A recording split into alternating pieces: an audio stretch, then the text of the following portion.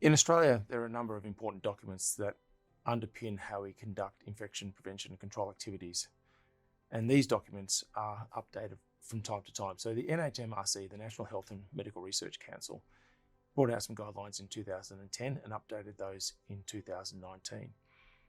The National Safety and Quality in Health Service Standards, again brought out within the last decade and updated recently, include Standard 3, which is about preventing healthcare associated infections.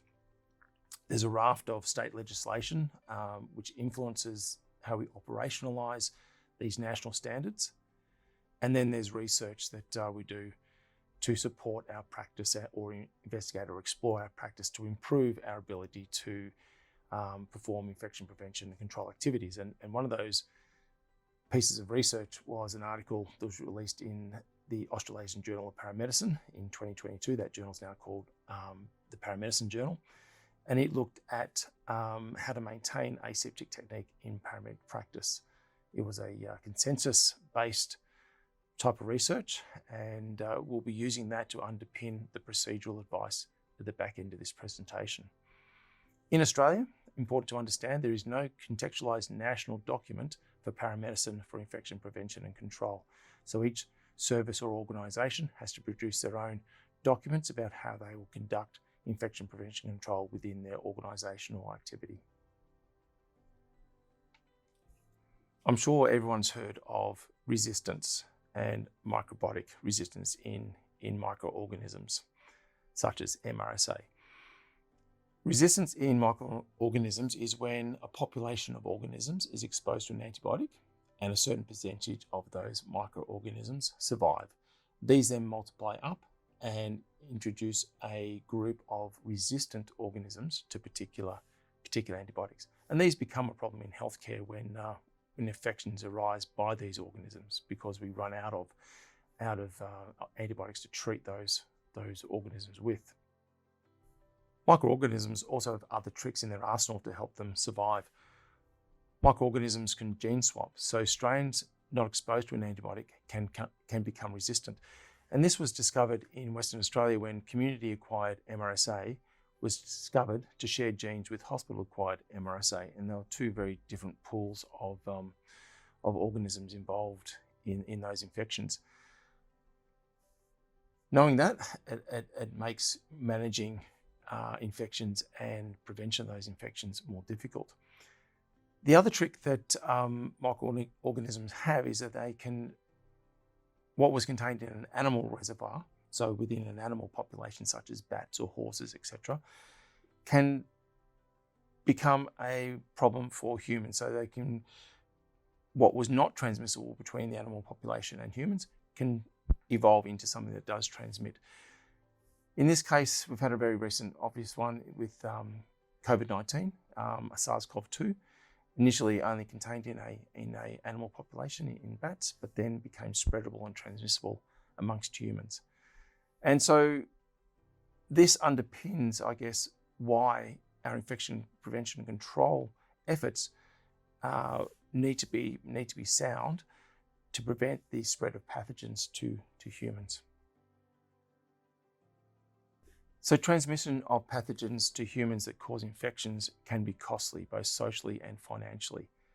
A person with a healthcare or health-associated infection will lose some quality of life, be at greater risk of dying from infection, and following their discharge from a healthcare service. So when I say healthcare, I mean ambulance, hospitals, GPs, wherever they've been provided healthcare.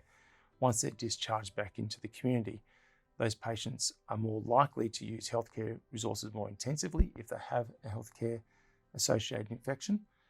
They're likely to suffer residual morbidity, so their health will be worse, and they will incur expenses, for example, drugs and dressings for wounds.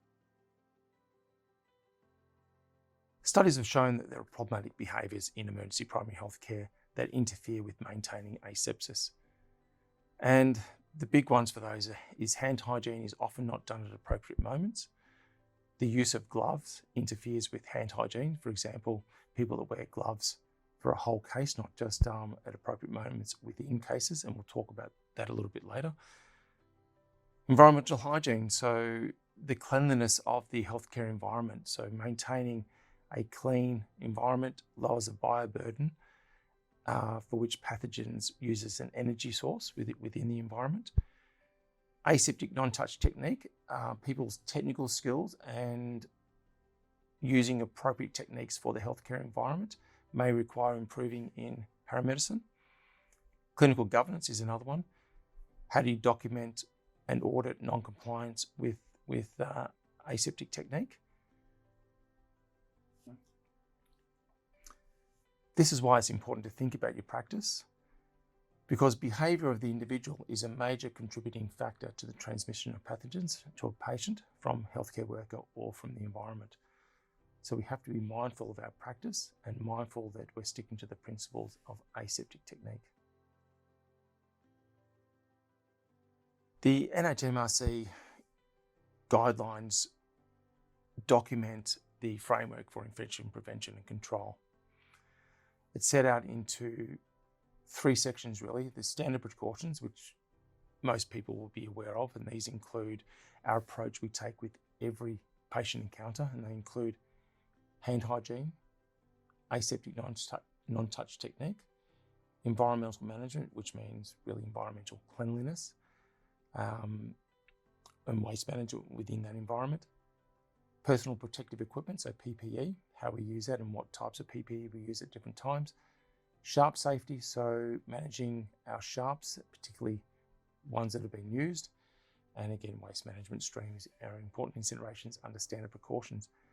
We then have transmission-based precautions, which are built on top of standard precautions.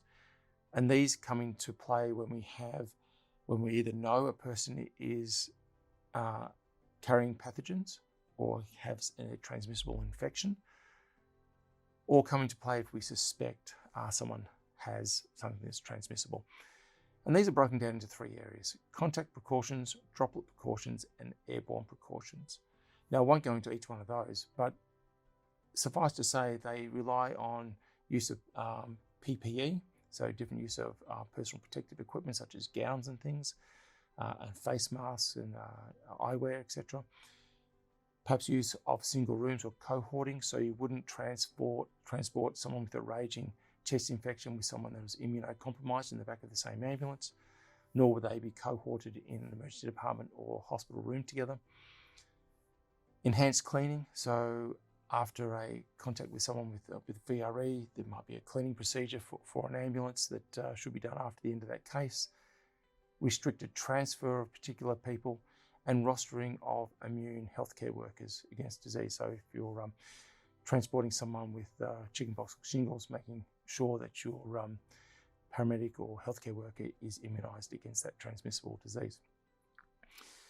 The other large area of the framework for infection prevention and control is the organisational support. So the governance structures, how we report and audit events and incidences where control guidelines are breached.